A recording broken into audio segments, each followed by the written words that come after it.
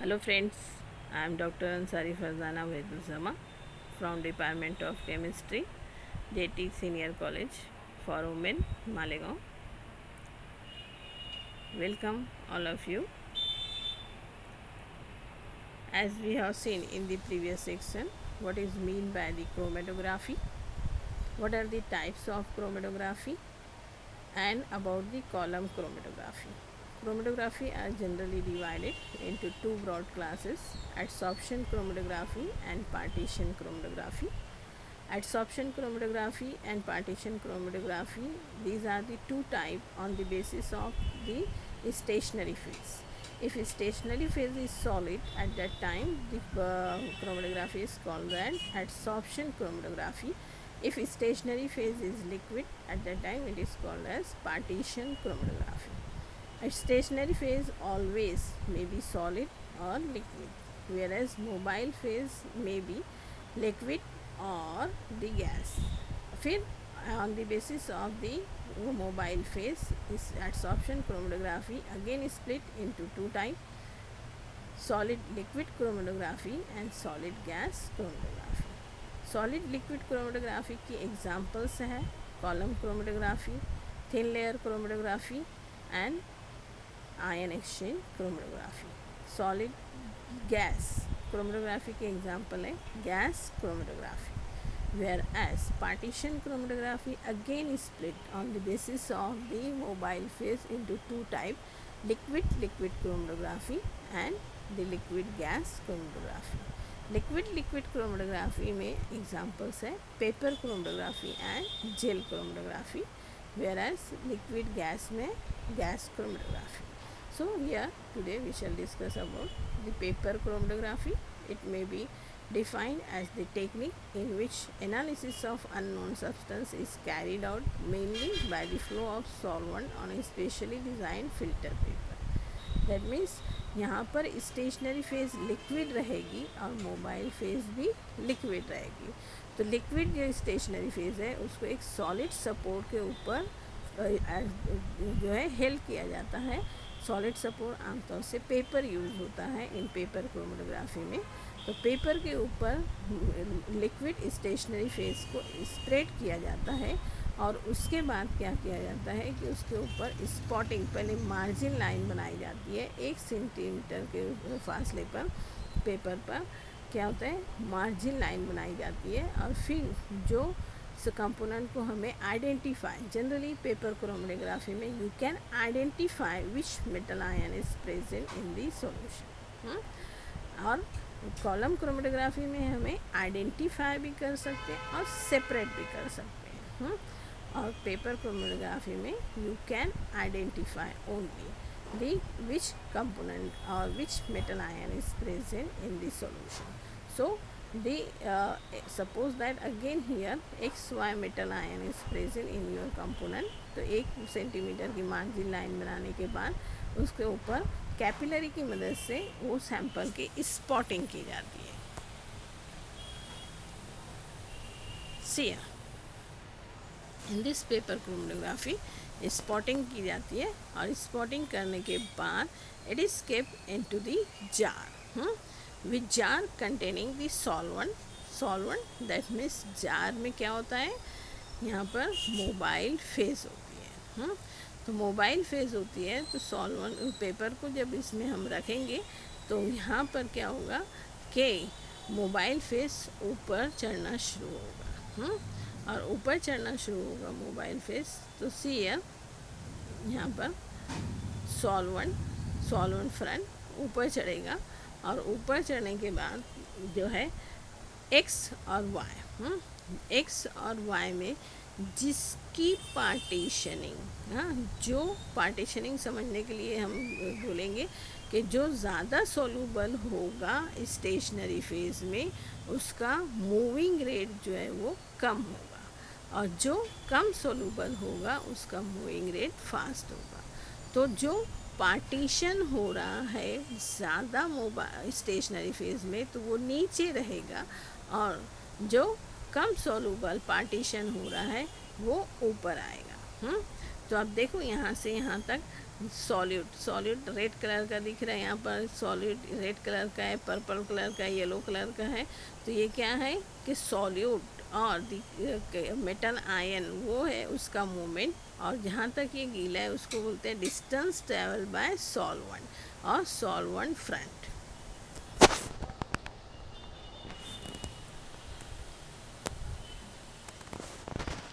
Saturation of tank किस तरह से किया जाता है हमें, the atmosphere in the tank और chamber must be saturated with mobile phase. मतलब क्या है कि पहले हमें पेपर लेना है, पेपर के ऊपर स्टेशनरी लिक्विड फेस को एडसॉर्ब करना है, फिर उसके बाद मार्जिन लाइन बनाना है, मार्जिन लाइन बनाने के बाद जो मेटल को हमें आइडेंटिफाई करना है उसकी स्पॉटिंग करना है with the help of capillary, और उसके बाद जो है टैंक बनाना है, टैंक में मोबाइल फेस डालना है हमें। अब वही टैंक तैयार करने के प्रोसेस को क्या बोलेंगे हम, saturation of tank. The atmosphere in the tank must be saturated with mobile face, यानी उसमें मोबाइल फेस डालना है। The solvent is placed at the bottom of the tank, the tank is closed. The air saturated with solvent vapor prevent the evaporation of solvent from the surface of the paper as it move, and the liquid is called as developing solvent. Mobile phase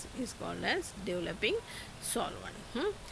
The flow may be ascending or descending.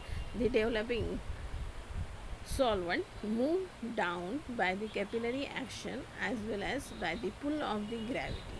The process of separation of the component of the mixture in the form of band or spot or pure substance at the different places on the chromatography is known as development.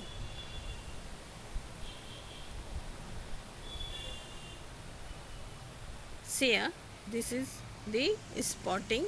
Different spotting is here shown. The paper is kept into the tank, saturation tank, which have the mobile phase. And mobile phase slowly here move in the upward direction. In some cases it move in the downward direction, so it is called as ascending development or descending development.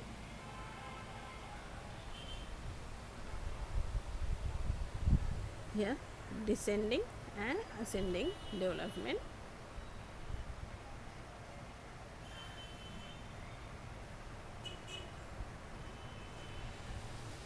अब देखो कुछ हद तक वो flow होगा, ऊपर जाएगा, तो क्या करना है हमें पेपर को बाहर निकाल लेना है। और पेपर को बाहर निकालने के बाद स्पॉट का लोकेशन को हमें आइडेंटिफाई करना है कि स्पॉट कहाँ है। Sometime it is invisible, white colour का रहता है, तो उसको आइडेंटिफाई करने के लिए जो प्रोसेस किया जाता है वो प्रोसेस को कहते हैं location of spots. Physical method, the paper is observed under the ultraviolet lamp to locate the position of colored component. The fluorescent components show fluorescence in the ultraviolet light, hence their position is detected. A pencil line is drawn around the spot for the permanent identification. या तो उसको IR lamp में रख कर हम देखेंगे कि spot कहाँ पर प्रेजेंट है। हमें IR लैंप में स्पॉट अगर हमें चमकता हुआ नज़र आएगा तो पेंसिल की मदद से उसके अतराफ में हम सर्कल बना लेंगे। और sometimes chemical method is used to identify the location of spot. The colorless component are converted into colored component by reaction with chemical reagent. A chemical can be in the state of gas, liquid or solid, but mostly liquid and solids are used for the purpose. Solid like potassium chromate and liquid like water, methyl, ethyl and tertiary butyl alcohol are used. The identification of metallic ion of the group second element is carried out by using the H2S gas. Yes, sometimes it is kept into the iodine chamber. जैसे suppose कर लो यहाँ पर हम सबसे पहले क्या है, spot हमारा आया है, कलरलेस है, उसको आइडेंटिफाई करना है केमिकल मेथड से। तो सपोज़ कर लो हमने ऊपर से डायमिथिल ग्लाइकोसाइड को ऊपर से स्प्रे किया ऑन द पेपर, अगर पर्पल कलर का मिलता है आपको, सॉरी पिंक कलर का स्पॉट मिलता है आपको, प्याजी कलर का स्पॉट मिलता है आपको, तो वो स्पॉट किसका होगा, निकेल का होगा। तो डायमिथिल ग्लाइकोसाइड निकेल के साथ जो है प्याजी कलर का सैंपल देता, स्पॉट देता है। और अगर पोटेशियम फेरोसाइनाइड हम ऐड कर रहे हैं और उसके बाद प्रूसन ब्लू कलर का अगर हमें स्पॉट मिलता है तो हमें समझना है आयरन इज प्रेजेंट। तो ये केमिकल मेथड होता है। निन हाइड्रिन का भी स्प्रे किया जाता है। निन हाइड्रिन का स्प्रे करने पर क्या होता है कि वहाँ पर स्पॉट जो है ब्राउन कलर का नज़र आता है और पेंसिल के ज़रिए उसके अतराफ में सर्कल बना दिया जाता है। Identification of the component. The result of chromatography separation are expressed in the term of RF value. RF is the short form of retardation factor. Retardation factor is defined as the ratio of distance traveled by the given substance from the origin to the distance traveled by the moving solvent. पिछली figure में हमने देखा solvent front मतलब क्या, नीचे जो 1 centimetre के ऊपर की लाइन जो बनाते हैं हम 1 इंच की, नॉट 1 सेंटीमीटर, 1 इंच की बेस लाइन जो बनाते हैं सबसे पहले स्टार्टिंग जब करते हैं हम प्रिपरेशन ऑफ दी क्रोमेटोग्राम, तो उस वक्त क्या करते हैं 1 सेंटीमीटर की लाइन बनाते हैं, फिर उसके ऊपर स्पॉटिंग करते हैं, फिर उसको मोबाइल फेज में टैंक में रखते हैं, फिर वो ऊपर चढ़ता है तो जहाँ तक गीला होता है पेपर उसको कहते हैं solvent front, distance travel by solvent. और मार्जिन लाइन से लेकर स्पॉट के डिस्टेंस को क्या बोलते हैं, डिस्टेंस ट्रेवल बाय सब्सटेंस और डिस्टेंस ट्रेवल बाय सॉल्यूट और डिस्टेंस ट्रेवल बाय मेटल। ये दोनों को मेज़र करने के बाद आरएफ वैल्यू हम कैलकुलेट करेंगे। आरएफ वैल्यू क्या है, distance travel bye substance divided by distance travel by solvent. RF value हम कैलकुलेट करेंगे और आरएफ वैल्यू कैलकुलेट करने के बाद आरएफ वैल्यू को हम क्या करेंगे, वहाँ से मैच करेंगे स्टैंडर्ड चार्ट से। जो आरएफ वैल्यू हमारे स्टैंडर्ड चार्ट से मैच होगी हमारा मेटल वही होगा। जैसे सपोज़ कर लो एक्स का आरएफ वैल्यू है 0.8 और 0.8 सपोज़ कर लो वो किसका रिटार्डेशन फैक्टर है, किसकी वैल्यू है रिटार्डेशन फैक्टर की, निकेल की है, तो मतलब एक्स जो है वो निकेल है। वाई का आरएफ वैल्यू सपोज़ कर लो 0.7 आया है और वो 0.7 किससे मैच कर रहा है, यहाँ पर आयरन के आरएफ वैल्यू से, तो हमारा वाई जो है वो आयरन रहेगा। तो इस तरह से आरएफ वैल्यू कैलकुलेट करके स्टैंडर्ड चार्ट से मैच करेंगे, जहाँ हमारी आरएफ वैल्यू मैच होगी हमारा मेटल आयन जो वही होगा। इस तरह से हम आइडेंटिफाई करेंगे कि which metal ion is present in the given sample. Application of the paper chromatography. Application of the paper chromatography are numerous and appears to be endless. Some important applications are discussed as it is used for separation of very small amount of the substance.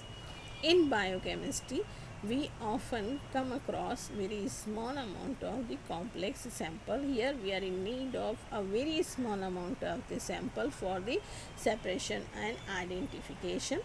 It is used for separating amino acid. Most widely, two-dimensional chromatography is used for separating complex mixture such as protein hydrolase. It can be used for the separation of organic as well as inorganic substances. Modified cellulose paper can be used for various techniques of chromatography. The paper can be modified by changing the chemical structure of the cellulose. For example, paper can be impregnated with alumina, silica gel, ionization, etc. And these can be used for the separation of various substances. It has also been used in the analysis of mixture of sugar. In this case, spots are visualized by spraying with aniline hydrogen phthalate. यहाँ पर है तो spots को visible करते हैं। It can be use for the mixture of the sugar. Sugar mixture में क्या क्या प्रेजेंट है. It can be easily identify with the help of paper chromatography. और spots can be visualized by spraying aniline hydrogen thalate.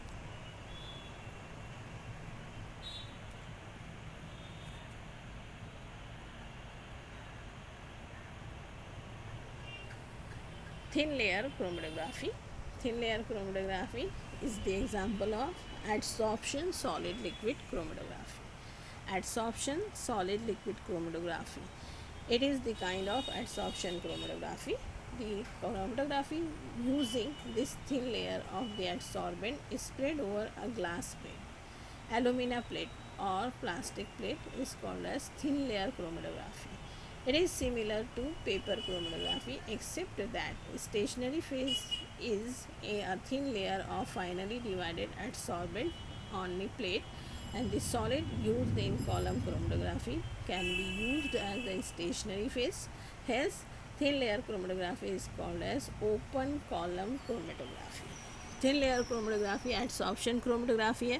यहाँ पर stationery face क्या रहेगी, solid रहेगी, और मोबाइल फेस क्या रहेगी, लिक्विड रहेगी. तो स्टेशनरी फेज आमतौर से सिलिका जेल सेलरी यूज़ करते हैं. तो ग्लास की प्लेट या एलुमिना प्लेट या प्लास्टिक की प्लेट के ऊपर स्टेशनरी फेस को स्प्रे किया जाता है. फिर 1 इंच का ऊपर मार्जिन बनाई जाती है. मार्जिन बनाने के बाद स्पॉटिंग की जाती है. स्पॉटिंग करने के बाद फिर टैंक में, जैसा कि पेपर क्रोमेटोग्राफी में हमने देखा, टैंक में रखा जाता है. और टैंक में मोबाइल फेज़ होती है. मोबाइल फेज़ की बेसिस पर जो मेटल आयन है वो मूव होते हैं इन अपवर्ड डायरेक्शन. जो adsorb thin layer chromatography adsorption desorption behaviour पर होगा. जो मेटल एडसॉर्ब हो जाएगा स्टेशनरी फेज में ज़्यादा अमाउंट में, तो वो उसका रेट ऑफ मूवमेंट वो कम हो जाएगा.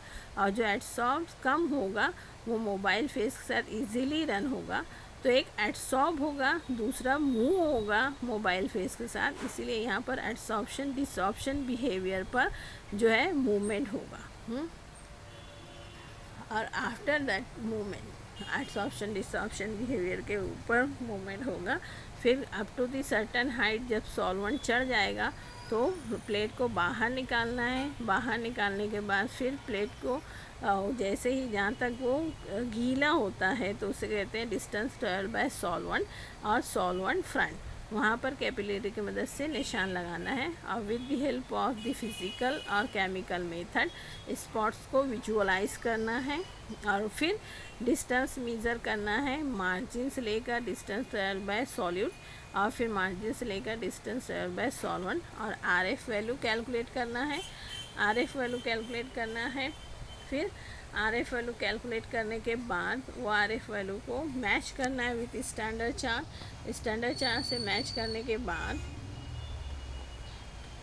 आपको क्या करना है कि हमें स्टैंडर्ड वैल्यू जहाँ पे भी हमारी मैच होगी, आरएफ वैल्यू हमारी स्टैंडर्ड चार्ट में जहाँ भी मैच होगी हमारा मेटल आयन वही रहेगा. तो ये क्या है, प्रिपरेशन ऑफ द क्रोमेटो प्लेट. जैसा कि मैंने अभी बताया आपको, वही बात यहाँ पर कही जा रही है. Stationary phase for liquid, the thin layer of finally divided powdered particle size 5 to 50 millimicron coated on the glass plate acts as a stationary phase. It can be an adsorbent, an ion exchanger, or molecular use, or acts as a support for the liquid film. The most commonly used stationary phase are adsorbent like silica gel, alumina, and powdered cellulose. The solid adsorbent adhere to the plate due to the addition of the binding agent like calcium sulfate or plaster of Paris. This glass plate having the thin uniform layer of the chromato plate. Preparation of the column, the plate having a thin uniform layer of the finely divided solid on it is called as chromatoplate. And the plate may be of glass or alumina or plastic, and the chromatoplate is prepared by applying this. Thank you for watching.